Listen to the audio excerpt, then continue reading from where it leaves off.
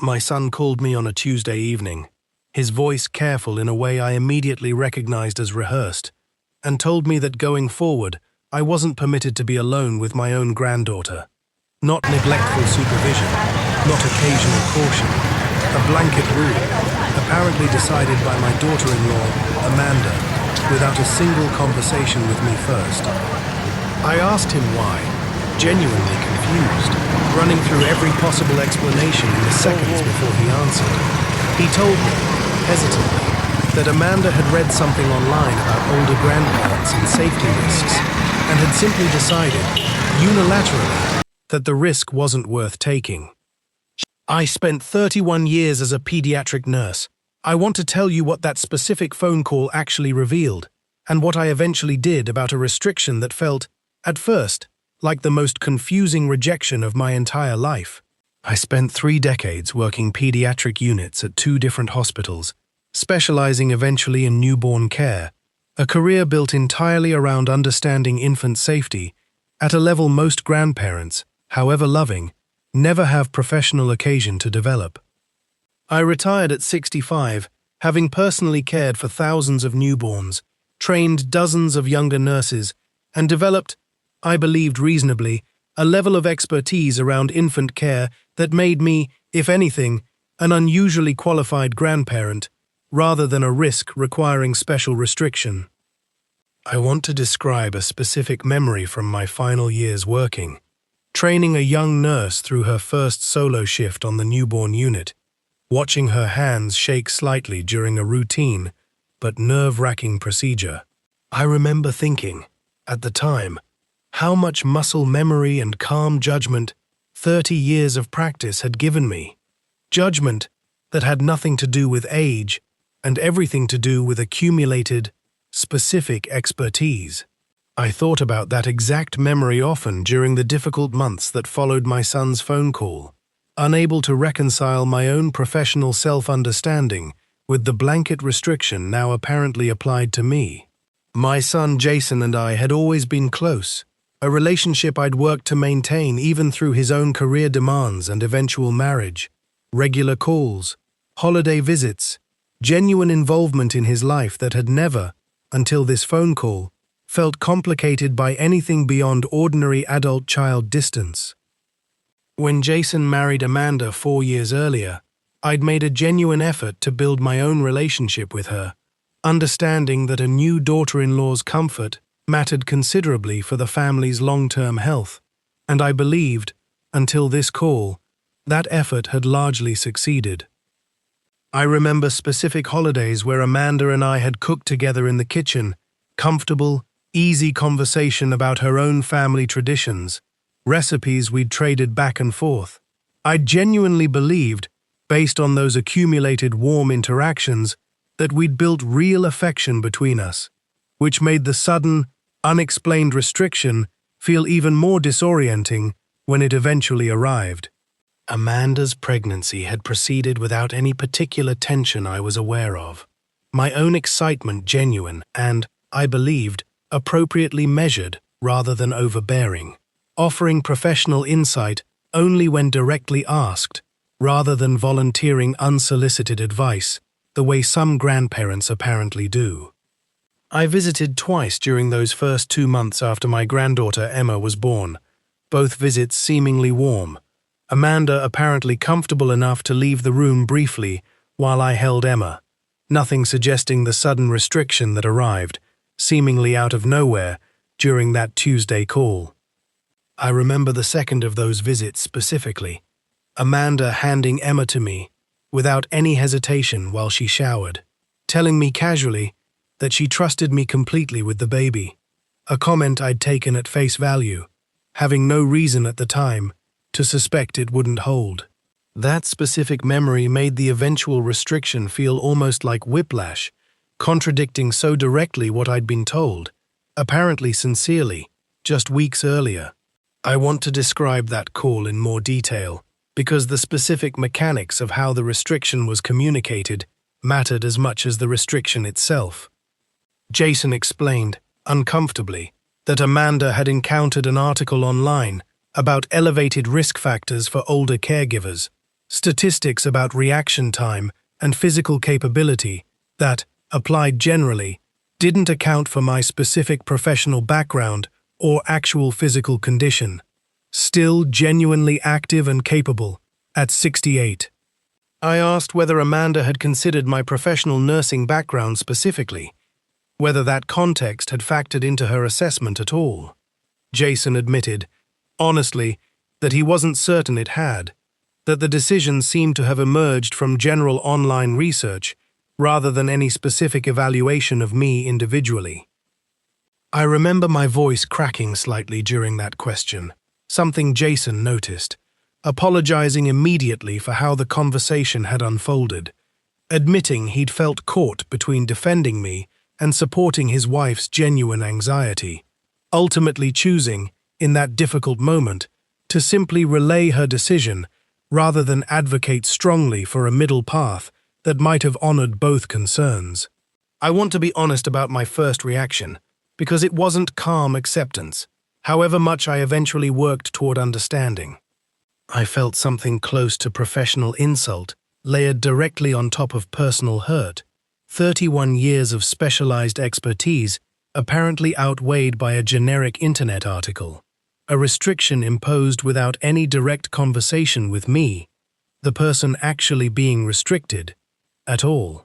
I remember calling an old nursing colleague that same evening, someone I'd worked alongside for over a decade, simply needing to voice the specific professional indignation I couldn't fully articulate to my own family in that raw moment. She listened for a long while before saying something I've held on to since. Melvin, you've held babies through medical emergencies most parents never even hear about. This isn't really about your competence. Something else is going on underneath it. I didn't fully believe her in that moment, still too hurt to consider a more generous interpretation. But her comment stayed with me through the following difficult weeks. I hung up that call and sat in my kitchen for a long while, replaying every interaction with Amanda I could recall, searching for some specific incident that might explain a restriction this severe, finding nothing beyond the vague online research Jason had described. I found myself, over the following days, doing something uncomfortably similar to what I'd later learn Amanda herself had done. Researching online, searching for statistics about grandparent safety incidents, trying to understand whether some legitimate concern existed that I simply hadn't recognized in myself. I found nothing specific to my own circumstances, only the same kind of generalized age-based statistics that, I'd eventually learn, had shaped Amanda's original decision. Statistics that flatten enormous individual variation into broad, often misleading categories. About a week later, having processed my initial hurt enough to approach the conversation calmly, I called Amanda directly, asking gently whether we could discuss her specific concerns rather than relying entirely on second-hand communication through Jason. She was clearly uncomfortable during that call, admitting she found the topic difficult to discuss directly with me, but eventually explaining more fully. A close friend of hers had experienced a frightening incident with her own older mother-in-law, a genuine safety lapse during unsupervised care, and that specific fear, generalized broadly, had shaped her decision about Emma more than any careful evaluation of my own individual circumstances. I remember the specific long pause before Amanda finally explained the friend's incident, an audible reluctance that told me how much this entire topic had been weighing on her too, not simply a casual decision delivered without any internal difficulty occurring. I found myself, hearing that reluctance, genuinely softening toward her for the first time since the original phone call, understanding that she hadn't approached this lightly, however much the process itself had hurt me. I want to describe what I learned about that friend's specific incident, because understanding it helped me approach Amanda's fear with more genuine empathy rather than continued defensive hurt. Amanda's friend's mother-in-law, in her late 70s with early cognitive decline nobody had fully acknowledged, had left an infant unattended near a bathtub for several minutes, a genuinely frightening near miss that had understandably shaped Amanda's broader anxiety about older caregivers generally, even though my own circumstances, 68 and professionally trained, bore little actual resemblance to that specific situation. I remember feeling a specific, complicated mixture of emotions, hearing the actual story in full detail. Genuine sympathy for how frightening that near miss must have been for everyone involved, alongside continued frustration that such a fundamentally different situation, undiagnosed cognitive decline in a woman a decade older than me, had been generalized into a blanket rule applied to my own, considerably different circumstances without any individual consideration. I asked Amanda, carefully, whether she'd be willing to actually discuss my specific professional background and current physical capability, rather than applying a generalized restriction based on someone else's genuinely frightening but circumstantially different experience.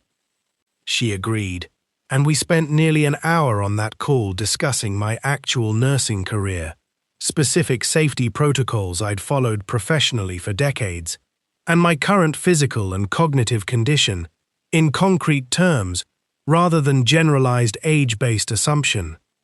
Dumb.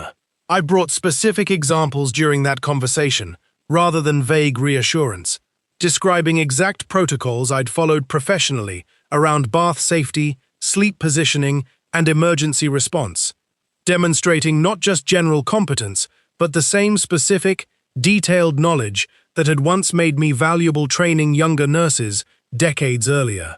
Yeah, I watched, through her tone shifting gradually across that call, something genuinely begin loosening in her original blanket assessment. That conversation didn't immediately resolve into full trust, and I didn't expect it to, understanding that Amanda's underlying fear, however disproportionate to my actual circumstances, was genuine and deserved patient rebuilding rather than defensive argument. We agreed on a gradual approach instead, supervised time initially, extending incrementally as Amanda's comfort genuinely developed through direct observation rather than abstract reassurance, an approach I recognized, professionally, as considerably more sound than either extreme of blanket restriction or immediate full access. I remember the first supervised visit specifically, Amanda sitting nearby, initially tense, gradually relaxing as she watched me change Emma's diaper, with the same practiced efficiency I'd once demonstrated for trainee nurses, checking temperature readings, positioning her carefully for feeding. By the end of that first supervised afternoon, Amanda told me, somewhat sheepishly, that she'd forgotten how genuinely skilled I actually was with infants, an acknowledgement that meant considerably more to me, delivered through direct observation, than any argument I could have made on the phone. Around this same period, already considering retirement logistics, I began seriously researching retiring abroad, specifically the Philippines, partly for the same financial relief many retirees in similar circumstances have found. I want to be honest that the Emma situation, while resolving gradually through those direct conversations with Amanda, added its own quiet motivation toward building something new and deliberately structured, rather than remaining entirely dependent on proximity to a family relationship still actively rebuilding its trust. My own pension from 3 decades of nursing work had been stretching thin against rising healthcare and housing costs in my area, a pressure I'd been quietly managing for a couple of years already. And I want to be clear, the financial motivation was genuine and separate from the family situation, even as the two considerations arrived at a similar decision around the same period of my life. I moved 8 months after that original phone call. Understanding this created new logistical complexity for the gradual trust rebuilding process already underway with Amanda, requiring more deliberate structure than simple physical proximity would have allowed. I established a specific video call schedule with Emma and Amanda together, continuing the same gradual, observed approach we'd built in person, simply adapted to a screen rather than a shared room, and committed to visits every 4 months, specifically structured around continued supervised time until Amanda's comfort had genuinely developed further. I remember our first video call after the move, watching Emma reach toward the screen, too young to fully understand distance, but clearly recognizing my voice. A small moment that reassured me the relationship could genuinely continue developing, despite the new geography. Amanda mentioned, during that same call, that she'd actually found the video calls easier to fully relax during than some of our early in-person supervised visits, joking that the screen itself provided a small, comfortable buffer while her trust continued rebuilding. I visited 3 months ago, and for the first time since that original difficult phone call, Amanda left me alone with Emma for a full afternoon without any hesitation, telling me directly that watching my consistent, patient engagement across the preceding year had genuinely resolved the fear that had originally shaped her restriction.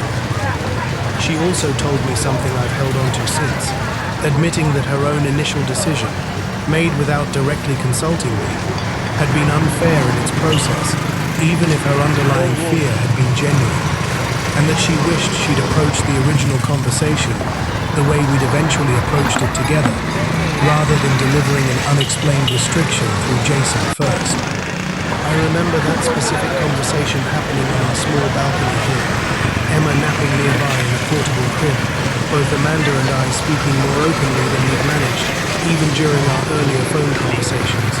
Something about the physical distance and time that had passed apparently making genuine reflection easier for both of us than it had been in the raw immediacy of the original crisis. She told me she'd since recommended to 2 of her own friends, facing similar generational caregiving questions in their own families, that they approach concerns directly rather than through the kind of second-hand, unilateral decision she'd initially made with me. If you've faced a similar sudden restriction from your own family, particularly around grandchildren, I want to tell you what this experience taught me. The restriction, however hurtful in its initial delivery, often reflects genuine fear rather than simple rejection. Fear that frequently traces back to someone else's specific frightening experience, rather than any accurate assessment of your own individual circumstances. I'd encourage direct, patient conversation over defensive argument, understanding that rebuilding trust, once genuine fear is involved, requires demonstrated consistency over time, rather than a single persuasive conversation alone. I'd also specifically recommend bringing concrete, individual evidence to that conversation, rather than relying purely on emotional appeal or general reassurance, the way I eventually did describing my specific professional protocols to Amanda. Fear, rooted in generalized statistics, often responds better to specific, individual counter-evidence than to simple protestation of hurt feelings, however genuine that hurt legitimately is. I think about that original Tuesday call often. Still, the specific disorientation of having 31 years of professional expertise, apparently outweighed by a single online article about a stranger's unrelated situation. If you're facing your own version of that confusing restriction, I hope you find the same patient path I eventually did. Genuine curiosity about the fear underneath the restriction, rather than pure defense of your own qualifications, and the willingness to rebuild trust gradually, rather than demanding it be restored all at once. I'll see you in the next one. I want to describe a specific professional lesson from my nursing career that ended up applying directly to this family situation. Something I only recognized clearly with some distance from the original crisis. In pediatric nursing, we're trained extensively to distinguish between a parent's factual concern and a parent's emotional state, understanding that anxious parents often present generalized, sometimes inaccurate fears that nonetheless deserve patient, respectful engagement, rather than simple factual correction alone.